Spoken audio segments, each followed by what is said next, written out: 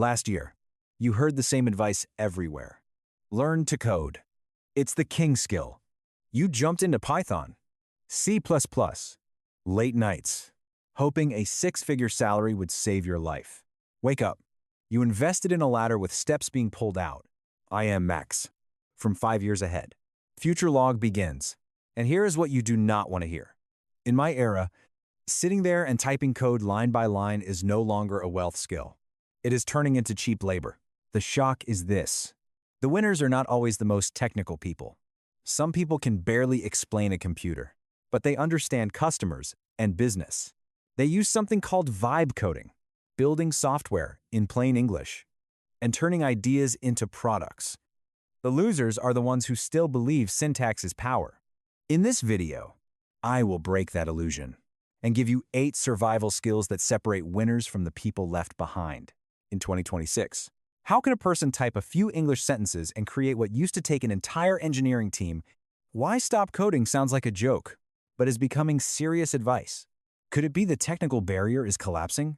And what matters now is steering the machine. Or is the scariest part not that AI writes code fast, but that people who only write code become easy to replace? We will clear it all up right now. Welcome to today's story. Vibe coding, the new wealth skill. And now, keep walking with Survive AI.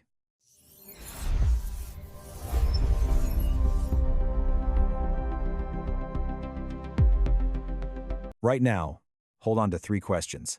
What vibe coding really is?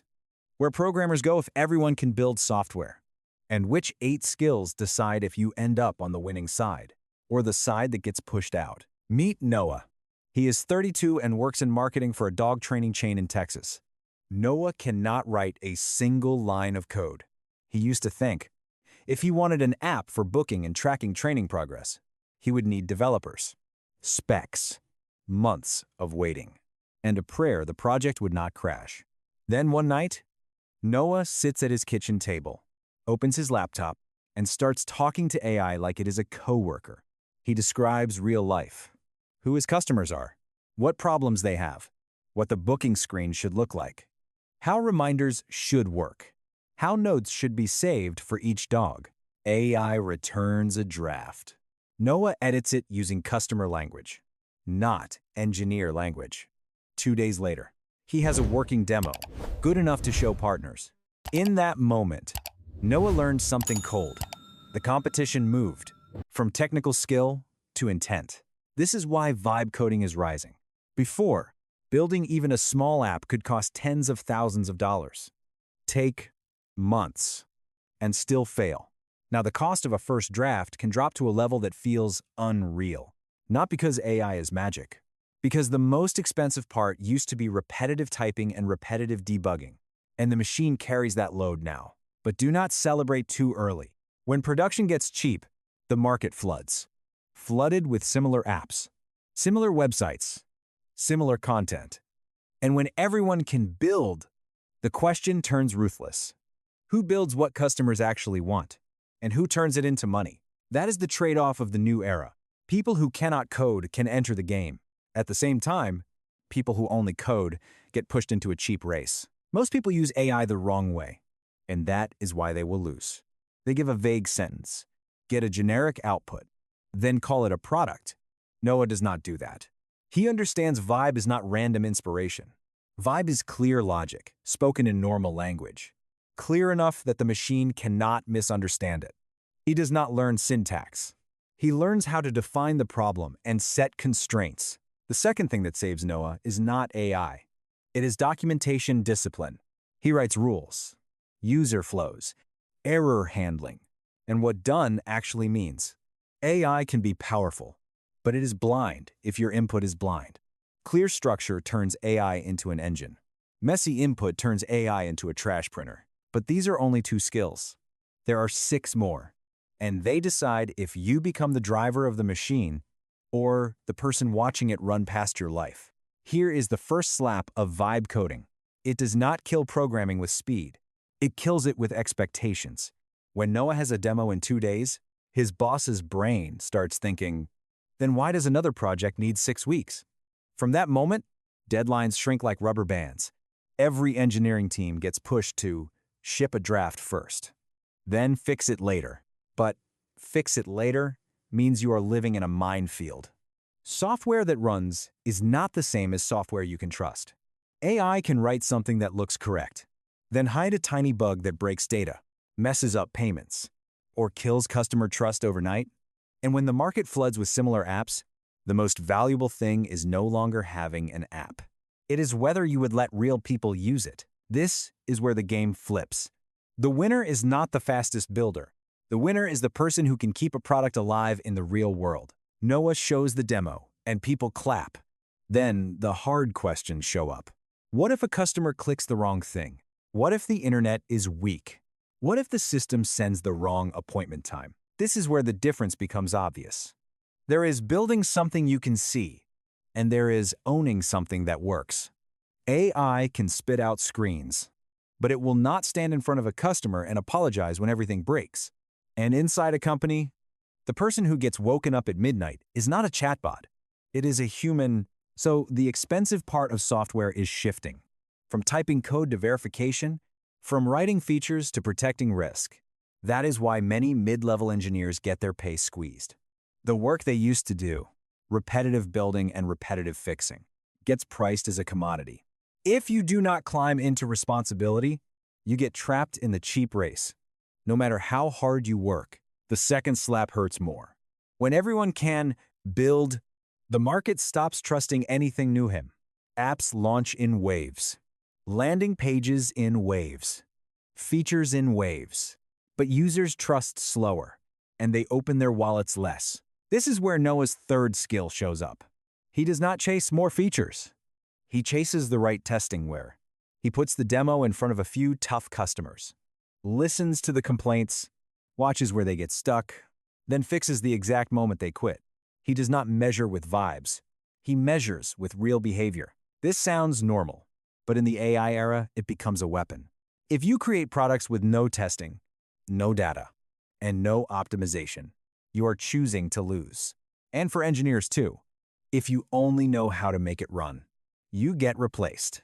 If you know how to make it stable, safe, and aligned with real needs, you start escaping cheap pricing. Now people ask, so do programmers really die?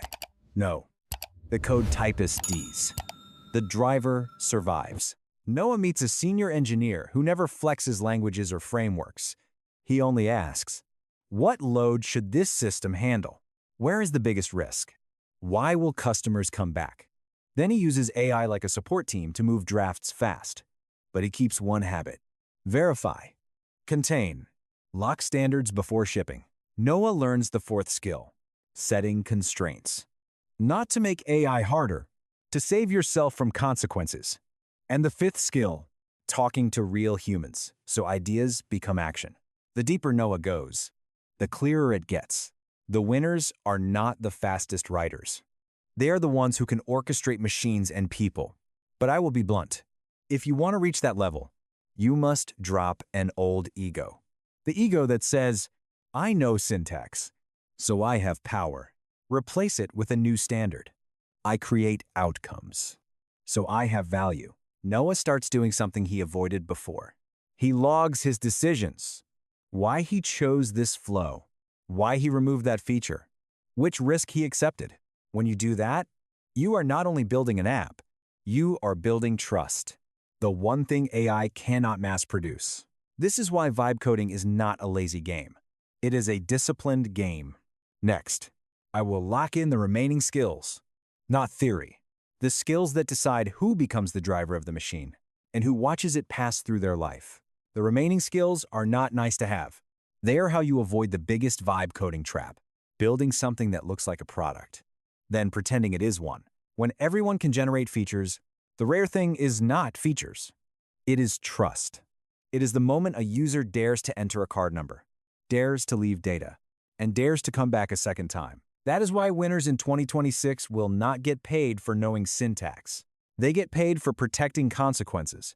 If you never think about security, compliance, edge cases, and worst-case failure, AI will make you faster, then make you crash faster. Noah finally gets it.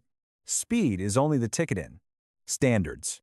Discipline and ownership are what keep you inside. Now I switch to survival mode. Step 1 is choosing the right thing to optimize.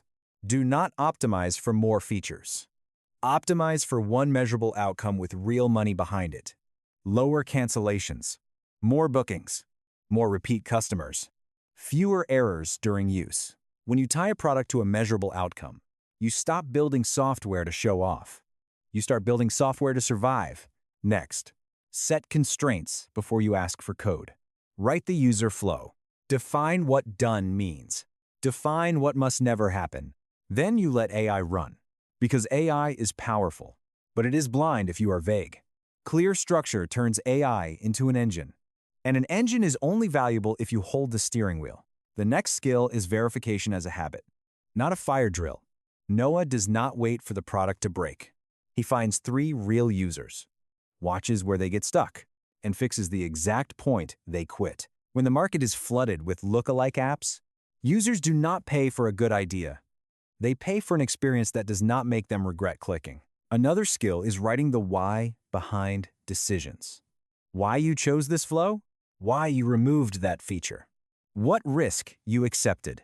It stops you from repeating the same mistake with a prettier version. And here is the brutal part. You do not lack tools. You lack standards and discipline. A vague request creates a vague product. AI will not save you from that. Now you can see what vibe coding really does. It does not kill great engineers. It deletes the layer of code typists who live on repetition. The market will pay the person who turns AI output into a real product. Risk managed. Data checked. Experience improved. Results proven. A non-coder can win if they can define the problem, test, measure, and close what customers truly buy. And programmers can still win hard if they move up into responsibility, where one small mistake can burn real revenue. Next episode, I will show which roles in software will get wage squeezed the hardest, and why knowing many frameworks is no longer armor. Want my checklist for turning AI drafts into real products?